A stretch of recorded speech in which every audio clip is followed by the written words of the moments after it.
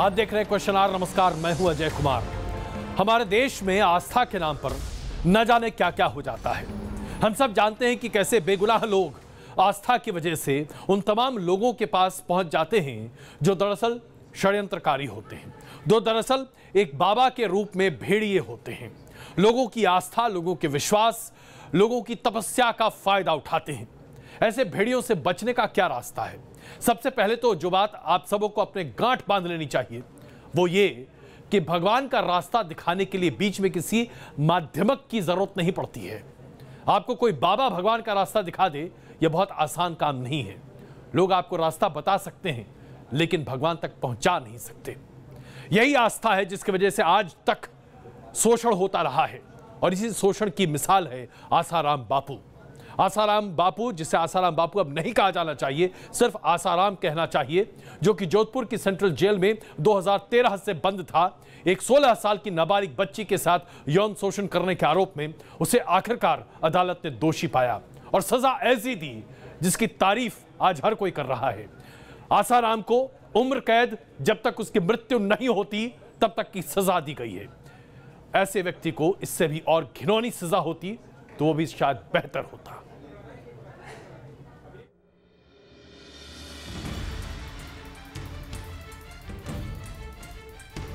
जिसके इशारे पर भक्त नाचते थे, जो भक्तों के साथ झूमने लगता था, जो हजारों भक्तों पर होली का रंग बरसाता था, जो दुनिया को सालों तक प्रवचन देता रहा, जिसके देश भर में 400 से ज्यादा आश्रम हैं, जो संत का चोला ओढ़कर दुनिया की आंखों में धूल झोंकता रहा, अब उसी आसाराम को जिंदगी भर जेल की सजा काटनी होगी। जोधपुर की विशेष अदालत ने करीब 5 साल से जेल में बंद आसाराम के गुनाहों का हिसाब कर दिया। नाबालिग से रेप का आरोपी आसाराम लंबी कानूनी दलीलों के बीच पहले दोषी करार दिया गया और फिर अदालत ने आसाराम को उम्र कैद की सजा सुना दी। सर, जुर्माना कितना बाकी? 2 को 1-1 लाख। और सर ये भी कहा गया जब तक डेथ नहीं होती तब तक का आजीवन कारावास, ऐसा कुछ कहा है कोर्ट में? हाँ जी सर। हाँ सर। सर, अभी आगे क्या रहेगा आपका प्रोसीजर? अपील होगी हाईकोर्ट। आसाराम की जिंदगी अब जेल में कटेगी तो वहीं उनके 2 और साथी भी मामले में गुनाहगार करार दिए गए हैं। सेवादार शिल्पी और शरद चंद को अदालत ने 20-20 साल की जेल और 1-1 लाख रुपए के जुर्माने का फैसला सुना दिया है। रेप का आरोप लगने के बाद आसाराम करीब 1696 दिनों से जेल में बंद है।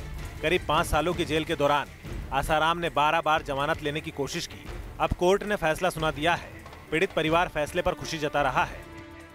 बाकी जैसा ठीक है, न्याय जो भी हुआ है, न्यायपालिका ने जो फैसला दिया है हम उससे संतुष्ट हैं।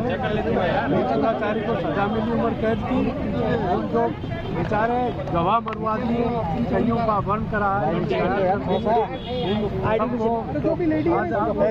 प्रसन्नता होगी उनकी आत्मा को।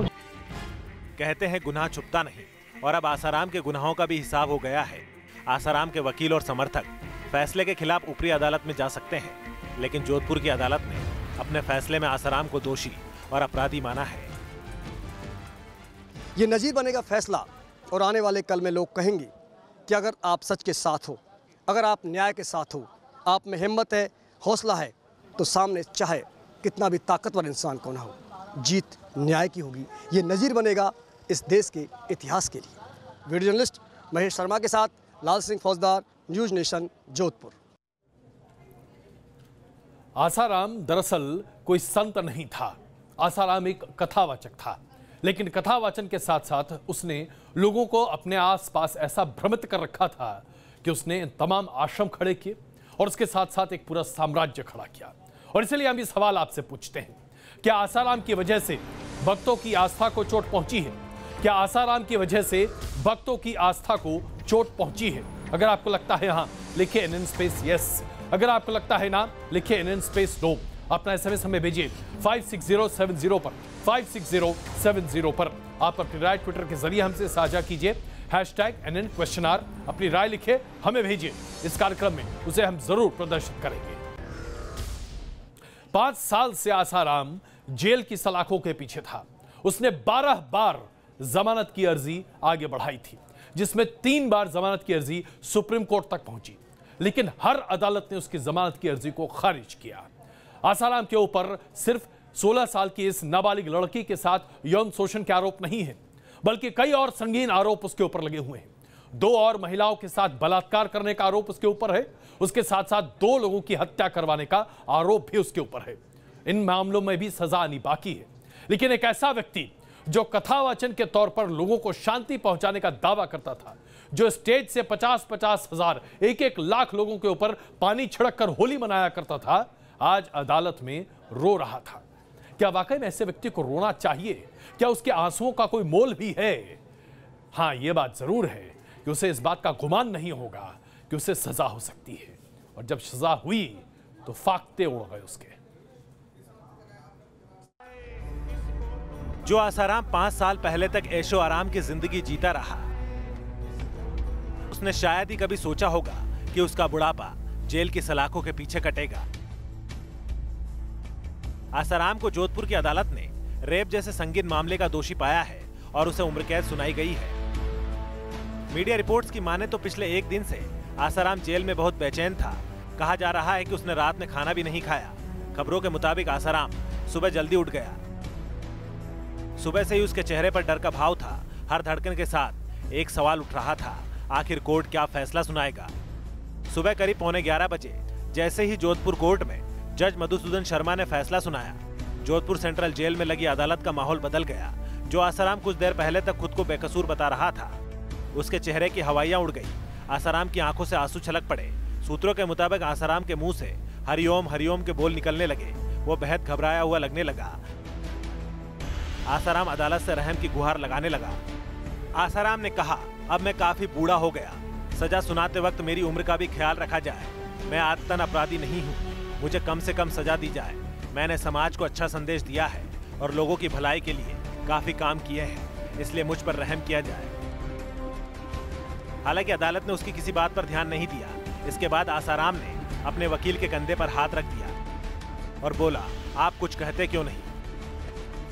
सूत्रों के मुताबिक कोर्ट पहुंचते ही आसाराम के वकीलों ने कहा कि हम आपके सामने कुछ कहना चाहते हैं। तो इस पर जज मधुसूदन शर्मा ने साफ साफ कहा, अब कुछ नहीं सुनना है, केस की सुनवाई पूरी हो चुकी है, अब केवल फैसले का वक्त है। बताया जा रहा है कि कोर्ट का फैसला आते ही आसाराम के वकीलों के सुर भी बदल गए।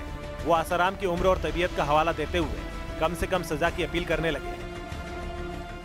वकीलों की तरफ से कहा गया कि आसाराम की उम्र 78 साल हो चुकी है। वो 5 साल जेल में बिता चुके हैं।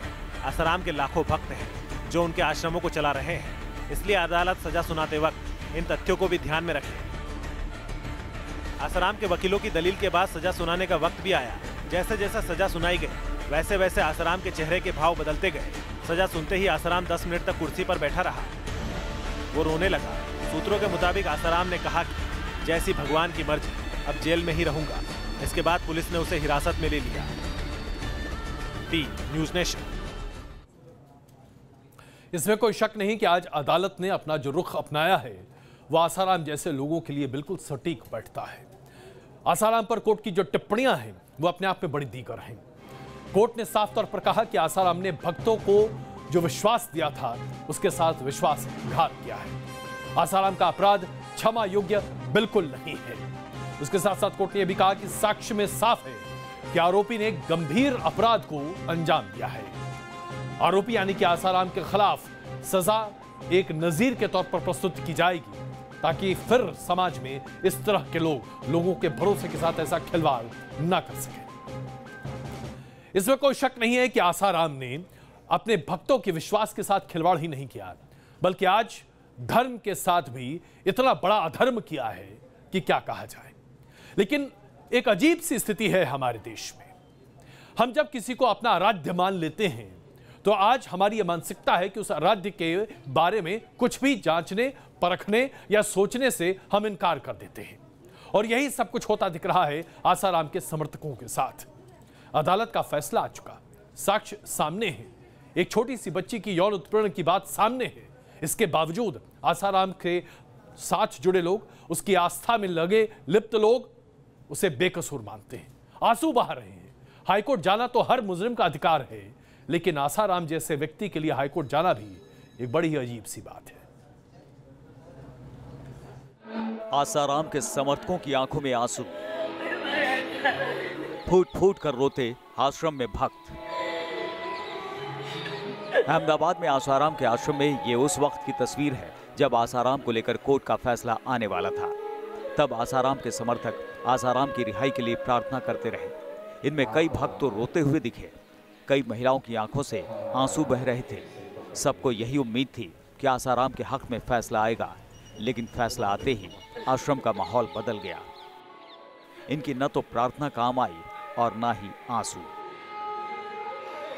कुछ यही हाल भोपाल में आसाराम के आश्रम का था, जहां आसाराम के समर्थक राहत की उम्मीद लगाए बैठे थे। लेकिन जैसे ही आसाराम को दोषी करार दिया गया, इन भक्तों पर जैसे पहाड़ टूट पड़ा। पूरे आश्रम में मायूसी छा गई। फैसले के बाद भी समर्थक आसाराम को बेकसूर ठहरा रहे हैं। इतनी उनकी उम्र हो गई, ये तो उनको लिहाज करना चाहिए कि हमारे बापू की उम्र भी तो देखी जाए। सोचने जैसी बात है। ऐसे हमारे बापू कर सकते हैं क्या? नहीं कर सकते हैं। लेकिन इन लोगों ने फंसाकर हमारे बापू को अंदर कर दिया है, ये गलत किया है। हमें बाइज्जत बरी की उम्मीद थी, और उनका जो अभी 4.5 साल जो समय उधर बर्बाद किया, खराब किया, उसका भी कुछ होना चाहिए था। आसाराम को भले ही दोषी करार दिया गया हो, लेकिन आश्रम के समर्थकों को अब भी उम्मीद है कि ऊपरी अदालतों से आसाराम को न्याय मिलेगा। हमें तो देखिए ये इस तरह की उम्मीद कोई करता ही नहीं है, और ऐसी उम्मीदें कोई नहीं रखता है। लेकिन ये जो हुआ है वर्डिक्ट, इसको हमारी लीगल टीम देखेगी, पढ़ेगी, समझेगी, और फिर आगे की रणनीति जो है वो कोर्ट प्रोसीडिंग के तहत हम आगे बढ़ेंगे। न्याय प्रणाली का पूरा सम्मान करते हुए हम अगला कदम बढ़ाएंगे। हम इस वर्डिक्ट को हाई कोर्ट में चैलेंज करेंगे। न कानून, न सबूत और न ही दलील सुनने को तैयार हैं आसाराम के समर्थक। आसाराम के समर्थक भले ही इसे न माने, लेकिन सच्चाई यही है कि न्याय के मंदिर में जीत सच्चाई की ही होती है। Team news nation. क्या नहीं था आसाराम के पास? साम्राज्य, जहां साम्राज्य ही कहा जा सकता है जो आश्रम आसाराम के हैं, वो अपने आप किसी साम्राज्य से कम नहीं है। धन अकूत मात्रा में, राजनीतिक सरपरस्ती भी। तमाम राजनेता जाकर पैर छुआ करते थे आसाराम के और उनसे आशीर्वाद लेते थे ताकि वोट मिलते रहें। यह सब कुछ होने के साथ साथ आसाराम ने एक ऐसा रास्ता चुना जिसने उसे गुनाहों के सलाखों के पीछे आज रखा। लेकिन इस पूरे मुहिम के पीछे उसे एक बहादुर लड़की की बहादुरी को हम सबों को आंकना पड़ेगा, जिसने अपनी कम उम्र में हुए इस तमाम अपराध के साथ अपनी आवाज बुलंद की। वो डरी नहीं, वो डिगी नहीं, वो वाकई में हिंदुस्तान की बेटी है, क्योंकि उसने आसाराम के पूरे कच्चे चिट्ठे को सामने रखा। भले ही उसके परिवार ने पहले उसे मानने से इनकार किया, भले ही उसके पिता ने उसे दोबारा आसाराम के पास भेजा, लेकिन उसने अपनी मुहिम छोड़ी नहीं।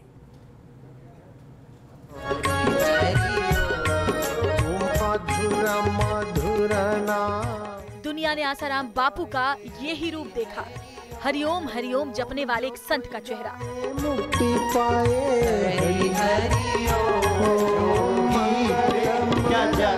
आसाराम बापू एक ऐसे संत थे जिनके भजन पर झूमने वाले भक्तों की तादाद हजारों की हुआ करती थी। हरिओम हरि बम बम हरि राधे रानी हरि। इसी सच्चे और सचरित्र चेहरे के पीछे एक ऐसा बाबा छिपा था जिसे उजागर करने की हिम्मत सिर्फ एक बेटी ही कर सकी, एक नाबालिग बेटी, जिसके लिए एक संत को सलाखों तक पहुंचाना मुश्किल ही नहीं, नामुमकिन सा लग रहा था। अब कोर्ट का फैसला पूरी दुनिया को बता रहा है कि एक बेटी ने इस कठिन जंग में जीत हासिल की है। आपने इतना संघर्ष किया, क्या लगता है न्याय मिलने के बाद आप सामान्य जीवन जी पाएंगे? जी, अब हमें उम्मीद है, ना भी जी पाएंगे तो हमें संतुष्टि तो रहेगी। अगर मर भी गए तो अब हमें संतुष्टि तो रहेगी कि मैं अपनी बेटी को न्याय दिला। एक बेटी की जंग में हौसला इसलिए भी जरूरी था कि वो आसाराम के ही गुरुकुल में 12वीं में पढ़ रही थी, यानी उसका करियर दांव पर लगने वाला था। हौसला इसलिए जरूरी था क्योंकि बाबा के पास उसके अंधभक्तों की एक लंबी चौड़ी फौज थी जो एक लड़की की आपबीती को स्वीकार करने के लिए कतई राजी नहीं थे। हौसला इसलिए भी जरूरी था क्योंकि वो एक अंपायर के खिलाफ खड़ी थी, जिस अंपायर से उसे लगातार धमकी मिलती रही।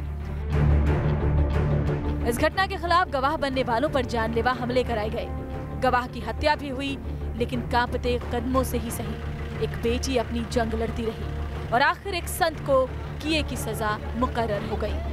और जो ये दुराचारी हैं, इनको संदेश जाएगा कि किसी बेटी पे अगर हाथ डालोगे, उनकी इज्जत से खिलवाड़ करोगे तो 10 बार उनको सोचने की भी सोचना पड़ेगा। सर, क्या आपको अभी भी जान का खतरा है? आपको डर है अभी भी किसी तरीके का? अब मुझे जान की परवाह नहीं, मुझे न्याय मिल चुका है। अब मुझे मर भी गया तो मैं संतुष्ट होकर मरूंगा। 15 अगस्त 2013 को लड़की का यौन शोषण हुआ। इसके 4 दिन बाद 19 अगस्त को उसका मेडिकल टेस्ट हुआ। घटना के 5 दिन बाद 20 अगस्त को पीड़ित ने दिल्ली में 0 FIR दर्ज करवाया। छठे दिन 21 अगस्त को FIR दर्ज हुआ और केस जोधपुर ट्रांसफर हो गया और घटना के 16वें दिन यानी 31 अगस्त को आसाराम को हिरासत में ले लिया गया। लेकिन एक बेटी की जंग इसके बाद शुरू होने वाली थी। उसके मामूली वकीलों को देश के नामी गिरामी वकीलों से टकराना था। गवाह की हत्या के बाद भी चुप नहीं बैठ जाना था और एक तथाकथित संत को सलाखों के पीछे पहुंचाना था। जोधपुर से लाल सिंह फौजदार और विनीता यादव के साथ टीम न्यूज नेशन। और इसीलिए हम आपके सामने एक बार फिर अपना सवाल रख रहे हैं, क्या आसाराम की वजह से भक्तों की आस्था को चोट पहुंची है? क्या आसाराम की वजह से भक्तों की आस्था को चोट पहुंची है? अगर आपको लगता है हाँ, लिखिए NN स्पेस यस। अगर आपको लगता है ना, लिखिए NN स्पेस नो। अपना SMS हमें भेजिए 56070 पर 56070 पर। आप अपनी राय ट्विटर के जरिए हमसे साझा कीजिए, #NN_। अपनी राय लिखिए, हमें भेजिए, हम आपकी राय इस कार्यक्रम में जरूर प्रदर्शित करेंगे। और ये एक और बड़ी खबर जो हमारे संत समाज से जुड़ी है। एक प्रसिद्ध नाटक है जात न पूछो साधु की। विजय तेंदुलकर ने यह नाटक लिखी। यह कहावत है और यह मान्यता है हमारे देश में कि साधु की जात नहीं होती, साधु किसी पंक्ति में नहीं बैठता, उसका पूर्व जीवन क्या है इसका कोई मतलब नहीं है। लेकिन जरा यह बताइए कि आज अखाड़े क्या कर रहे हैं हमारे देश में? क्या एक दलित व्यक्ति को साधु बनाकर यह कहा जा सकता है कि हम दलितों को मौका दे रहे हैं कि वो साधु बने? जाहिर सी बात है, आज हम उपहास कर रहे हैं उनके साथ जिन्हें हम दलित समझते हैं। साधु बनने का अधिकार हर किसी का है, कोई भी व्यक्ति साधु बन सकता है, कोई भी व्यक्ति दीक्षा ले सकता है। महामंडलेश्वर की उपाधि देकर क्या अखाड़े आज राजनीति नहीं साध रहे जब वो ये कहते हैं कि हम एक दलित व्यक्ति को महामंडलेश्वर की उपाधि दे रहे हैं? महामंडलेश्वर बनने से पहले उस व्यक्ति ने दीक्षा ले ली, और अगर दीक्षा ले ली तो वो दलित कैसे रहा? वो तो साधु बन गया। तो साधु की जात होती क्या, और अगर नहीं होती तो ये अखाड़े क्या कर रहे हैं? कहते हैं जाति न पूछो साधु की, मगर अखिल भारतीय अखाड़ा परिषद में शामिल जूना अखाड़े ने ऐलान किया है कि वो एक दलित संत को धर्माचार्य यानी महामंडलेश्वर की उपाधि देने जा रहे हैं। इलाहाबाद के मौजगिरी आश्रम में जूना अखाड़े के साधु संतों की मौजूदगी में इस बात पर बेहद जोर देते हुए कहा गया कि सनातन संस्कृति के इतिहास में पहली बार किसी दलित को महामंडलेश्वर की पदवी दी जा रही है। दलित संत कन्हैया कुमार कश्यप दीक्षा और संस्कार के बाद कन्हैया प्रभुनंद गिरी बन गए। इस फैसले को खुद संत कन्हैया कुमार भी कल्पना से परे बता रहे हैं। आपकी जाति हिंदू है, इसके सिवा आपके गोत्र हो सकते विभिन्न, बाकी हमारे में कोई भेद नहीं है। संत समाज का मैं फिर से धन्यवाद करता हूं कि एक तिरस्कारित समाज को संत समाज ने आज इतनी बड़ा पद दिया है। मैं संत समाज जूना अखाड़े का बहुत बहुत धन्यवाद करता हूं। जूना अखाड़े ने दलित संत को महामंडलेश्वर बनाने की सारी तैयारी पूरी कर ली है। हालांकि अखाड़ों की बैठक के बाद ही उनकी पदवी की घोषणा की जाएगी। अखाड़ा जो प्रस्ताव पास कराता है, हम महामंत्री हैं, उस प्रस्ताव को फॉलो करना, उसको अखाड़ों में लागू कराना, ये मेरी जिम्मेवारी बनती है। वो मैंने निर्वाह अपना किया। इस फैसले के पीछे वजह भी जान लीजिए। जूना अखाड़ा के संत पंचानन गिरी के मुताबिक सनातन धर्म में कई सारी कुरीतियां रही हैं, जिससे धर्म का पतन हो रहा था। इन कुरीतियों को रोकने के लिए जूना अखाड़े ने यह फैसला किया है। अखिल भारतीय अखाड़ा परिषद की सहमति से ही दलित संत को धर्माचार्य की उपाधि दी जाएगी। इतना ही नहीं, कहा तो यह भी जा रहा है कि आने वाले कुंभ में ऐसे और भी योग्य दलित संतों को धर्माचार्य की बड़ी पदवी से नवाजा जाएगा।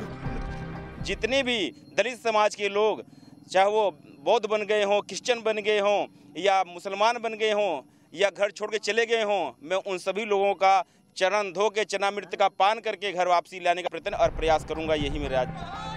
यूं तो सनातन धर्म में कई दलित संत हुए हैं जिनका भक्तों ने काफी सम्मान भी किया है, मगर कभी भी इन संतों की जाति का जिक्र नहीं किया गया।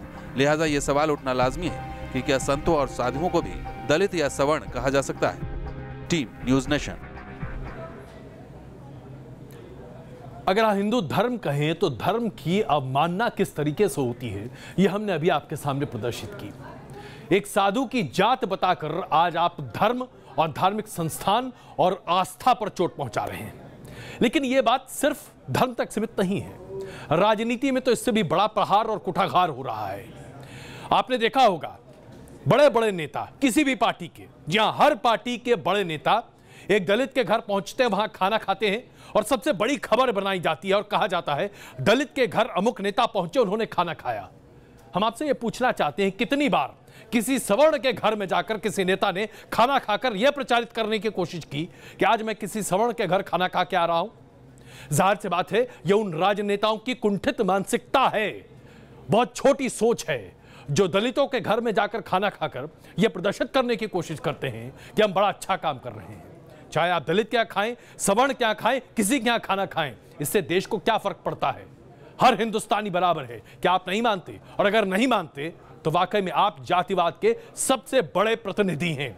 हमारे तमाम राजनेता जो दलितों के घर जाकर खाना खा रहे हैं, चाहे वो कांग्रेस को हो या बीजेपी के, सब दोषी हैं। जमीन पर बैठकर खाना खाते पंचायत राज्य मंत्री भूपेंद्र सिंह। मंत्री जी के साथ बीजेपी के कई कार्यकर्ताओं ने भी भोजन का लुत्फ उठाया। तस्वीरें 24 अप्रैल की रात की है और जगह है बिजनौर, जहां मंत्री जी दलित समुदाय को सरकारी योजनाओं की जानकारी देने के लिए पहुंचे थे। हम लोग समाज से हमारा जुड़ाव है और हम समाज के विकास के लिए कृत संकल्प है। इस अभियान के तहत हम लोग आए। कुछ ऐसी ही तस्वीर 2 दिन पहले भी आई थी, जब सीएम योगी अपने लाव लश्कर के साथ प्रतापगढ़ में बीजेपी के एक दलित कार्यकर्ता के घर गए थे। सीएम के साथ सूबे के कई मंत्री और कार्यकर्ताओं ने भी जमीन पर बैठकर खाने का लुत्फ उठाया था। हालांकि डिनर के बाद मीडिया से बात करते हुए योगी जी ने इसे अचानक तय हुआ कार्यक्रम बताया था। यहाँ के कार्यकर्ताओं ने तय किया होगा और बहुत सात्विक और सादा था। सीएम योगी कुछ भी दलील दें, मगर बताया जा रहा है कि कुछ दिनों पहले अंबेडकर जयंती के मौके पर पीएम मोदी ने बीजेपी नेताओं और दूसरे मंत्रियों से अपील की थी कि दलित समुदाय से नजदीकियां बढ़ाएं। उसी के तहत सीएम योगी और बीजेपी के दूसरे मंत्री दलितों के घर पहुंच रहे हैं। हालांकि दलित के घर सीएम योगी और बीजेपी नेताओं की डिनर पार्टी विरोधियों को फूटी आंख नहीं भाई। बीएसपी प्रमुख मायावती ने बीजेपी के दलित प्रेम को नाटक करार दिया, जिसके बाद बीजेपी प्रवक्ता शाहनवाज हुसैन पार्टी और सीएम के बचाव में उतर आए। बीजेपी के नेतागण भी कांग्रेस पार्टी के ही पद चिन्हों पर चलकर व दलितों के घरों में जाकर तथा उनके साथ खाने की नाटकबाजी आदि करके उस बेचारे गरीब दलित का ही आटा और ज्यादा गीला करने का ही काम कर रहे हैं। मायावती जी तो कुर्सी पर भी मंच पर अकेले बैठती हैं, किसी को बैठने नहीं देती, किसी के साथ बैठकर कभी खाती नहीं है। और योगी जी अगर सब समाज के साथ बैठकर खा रहे हैं तो इतना दर्द क्यों होता है? उनको भी खाना चाहिए। लेकिन मायावती जी तो अपने समाज के लोगों को भी अपनी बराबरी देने को तैयार नहीं है। वैसे पहला मौका नहीं है जब हिंदुस्तान में कोई नेता किसी दलित के घर पहुंचा हो या फिर उसके चूल्हे का खाना चखा हो। योगी से पहले बीजेपी अध्यक्ष अमित शाह भी यूपी में ही एक दलित कार्यकर्ता के घर गए थे। वहीं कांग्रेस अध्यक्ष राहुल गांधी का दलित प्रेम तो जग जाहिर ही है। लेकिन सवाल उठता है कि आखिर हमारे देश के नेता दलित के घर जाकर या खाना खाकर साबित क्या करना चाहते हैं? क्या गरीब और पिछड़े दलितों को उनका अधिकार मिल जाएगा? और सबसे बड़ा सवाल ये कि इस तरह के खास आयोजन दलितों के प्रति हमारे नेताओं की आम धारणा को जाहिर नहीं करता। Team news nation. प्रधानमंत्री नरेंद्र मोदी एक बार फिर बाबा केदारनाथ के दर्शन करने पहुंच रहे हैं। 29 अप्रैल को केदारनाथ धाम के कपाट खुलेंगे और इसी दिन प्रधानमंत्री नरेंद्र मोदी बाबा केदारनाथ के दर्शन भी करेंगे। केदारनाथ धाम के कपाट खुलने पर प्रधानमंत्री नरेंद्र मोदी जब दर्शन करेंगे तो वो पहले व्यक्ति होंगे। इसी 18 तारीख को अक्षय तृतीया के मौके पर गंगोत्री और यमुनोत्री धाम के कपाट खुलने के साथ ही इस साल के 4 धाम यात्रा का शुभारंभ हो रहा है। तय कार्यक्रम के मुताबिक प्रधानमंत्री नरेंद्र मोदी 29 अप्रैल को सुबह 6 बजे केदारनाथ पहुंचेंगे और 6:55 पर पूजा भी करेंगे। जहां एक तरफ केदारनाथ के कपाट खुलने के साथ 4 धाम यात्रा की शुरुआत हो रही है, वहीं एक बड़ा सवाल है जो आज उत्तराखंड सरकार के सामने खड़ा है। और सवाल ये कि 4 धाम यात्रा को सुगम बनाने के लिए जो तमाम सड़क निर्माण का कार्य किया जा रहा है, इस कार्य में क्या वाकई में उत्तराखंड के लोगों की भलाई है? क्या उत्तराखंड की धरती को दहलाया नहीं जा रहा है? क्या वहां की प्रकृति के साथ खिलवाड़ नहीं किया जा रहा है? ऐसा माना जा रहा है तकरीबन 30,000 से ज्यादा पेड़ काटे गए हैं इन सड़कों को बनाने के लिए, और उसके साथ साथ कई जगह पर विस्फोट भी किए गए हैं। यह पूरा का पूरा इलाका सेस्मिक जोन है। क्या इस तरह की गतिविधि कर इस पूरे इलाके पर आप भूस्खलन का एक बहुत बड़ा खतरा पैदा नहीं कर रहे? क्या आप भक्ति के नाम पर व्यवसायकरण नहीं कर रहे?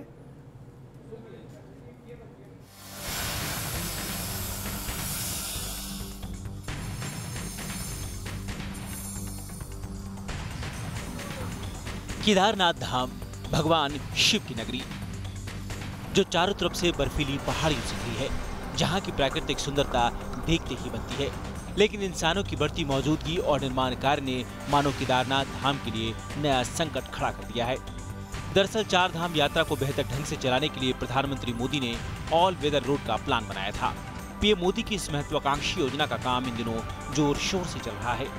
ऋषिकेश से लेकर रुद्रप्रयाग तक चारों धाम को जोड़ने वाली सड़कें बन रही हैं, मगर यही ऑल वेदर रोड इस बार यात्रियों की परेशानी का सबब भी बन सकती है।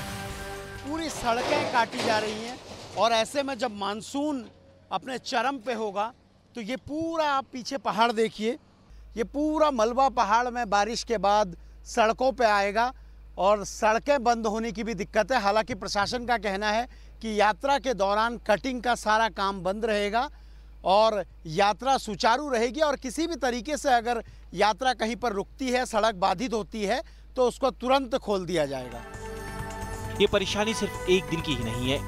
आने वाले समय में ऐसी कई मुसीबतों से केदारनाथ धाम जाने वाले तीर्थयात्रियों का सामना करना पड़ सकता है, क्योंकि केदारनाथ धाम के सौंदर्यीकरण के लिए न सिर्फ पत्थरों की नक्काशी की जा रही है, बल्कि पहाड़ों को काटकर सड़कें भी बनाई जा रही हैं।